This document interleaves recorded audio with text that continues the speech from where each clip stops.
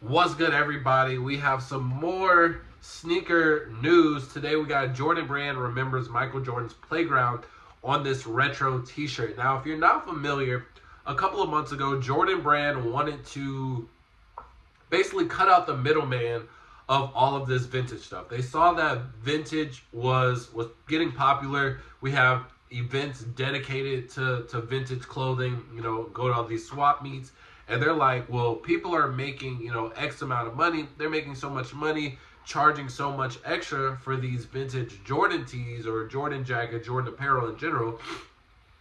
And they're like, well, wait a minute.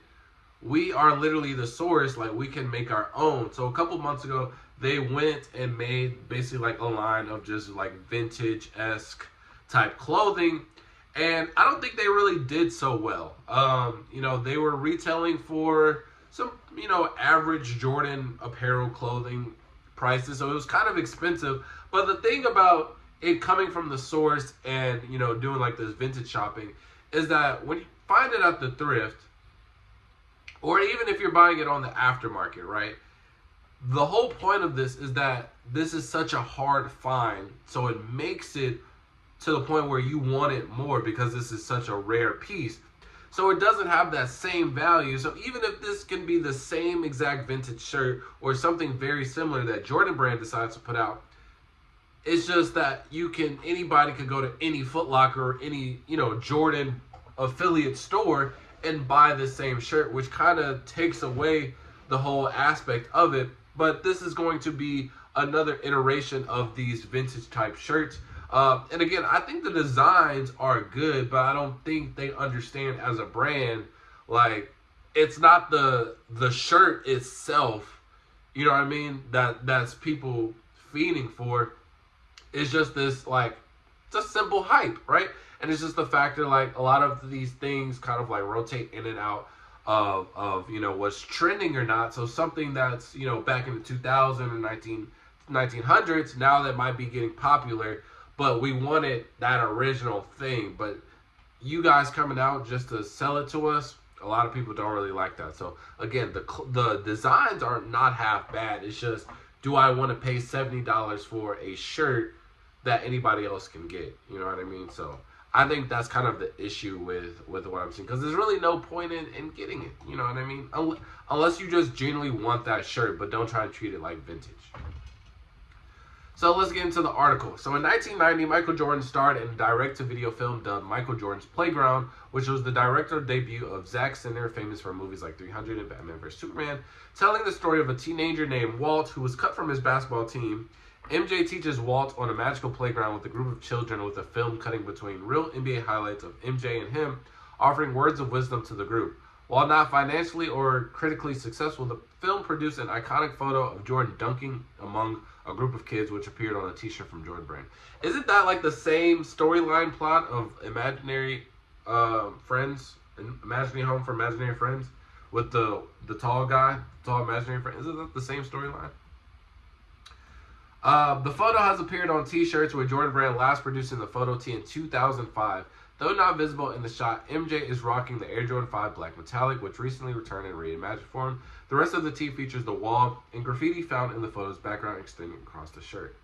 See, like, I'm telling you, if I were to see this, if anybody were to see this at some type of swap con, or you're at the thrift and you see a shirt like this, you're going to instantly want it. It doesn't matter if, you're paying $12 for it, or, at the thrift, or you're paying $100 for it at SwapCon. You just know that this is a hard tee and that nobody else is really going to find it because this is an old tee from like 20 years ago. But if I'm able to find this exact tee, this just becomes another good-looking shirt in the mall. So it kind of gets put in this like category that just makes it not as appealing anymore. But like I said, the actual design is fire. But I would want this if I were thrifting, or if I was in the mood to find at a swap con, and I would be a little bit more swayed to want to buy it because I know that nobody else is going to have it. It's like a rare vintage piece. And I think, especially when it comes to vintage pieces, I think it being vintage and knowing no one else is going to have it adds that value to it. So being so accessible just at a normal store, it doesn't have that same appeal. Therefore, a lot of people wouldn't be willing to spend, however money it's going for.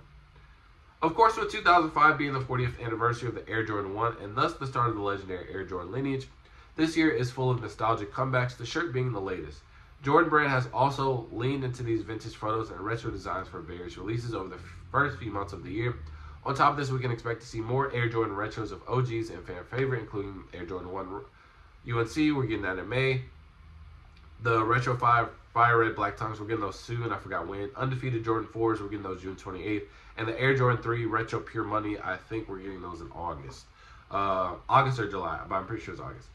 The Michael Jordan Playground t-shirt is available now through Nike online for $65. Now let's just look at $65. Like, what is that on just for a regular shirt, right? The average shirt nowadays, whether it's a graphic design, whether it's somebody's brand, I would say in the range of like 30 to 45. I feel like that's the average price that people are kind of paying for like a graphic tee, right? Graphic tee.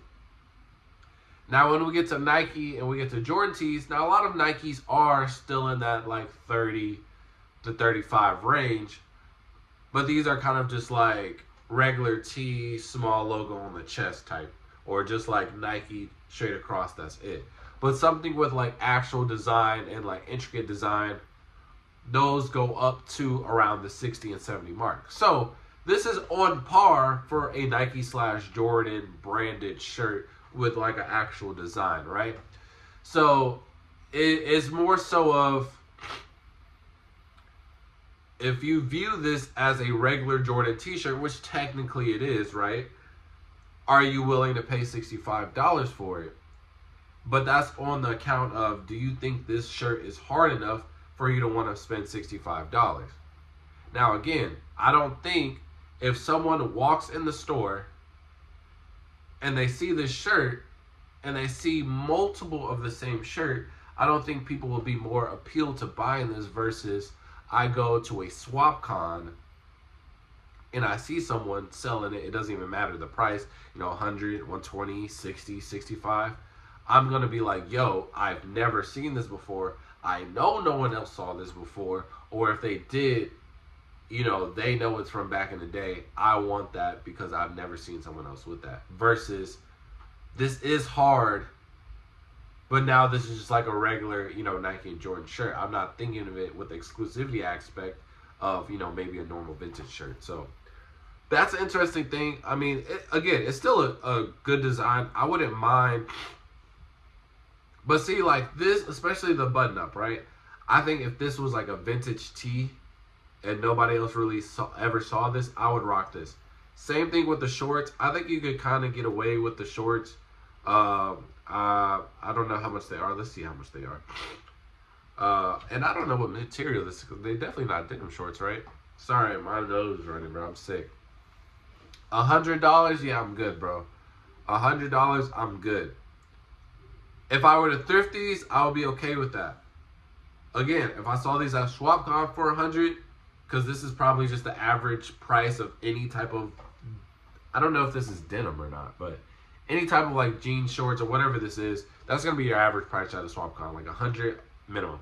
So, but if I see that I can go on Nike online right now and everybody can purchase it, my next thing is, wait, can I find some better shorts for $100 online? If I'm gonna go the route of like, there's potential that somebody else can have this. Like, yeah, like majority of the clothes you buy, there's potential that somebody can have it, but you're okay with how you're gonna rock it, and even if somebody might have it, you can rock it differently. But when it comes to vintage, I think you get vintage specifically because, I know literally no one else can have this because this is a super rare piece. That's why it's going for so much. So I think that's where they're kind of like, they kind of don't understand that.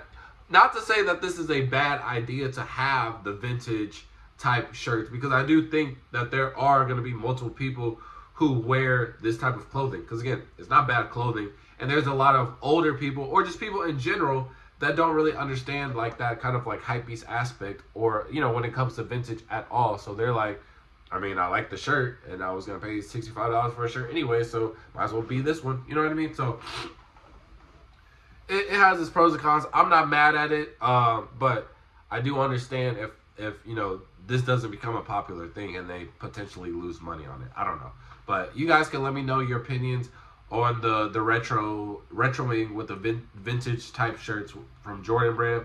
Would you rather buy it from the source, or would you rather get it on your own through thrifting, or would you just enjoy the experience of buying it from a reseller or buying it from at an event? So you guys can let me know all that in the comment section below. And with that being said, fall out. Peace.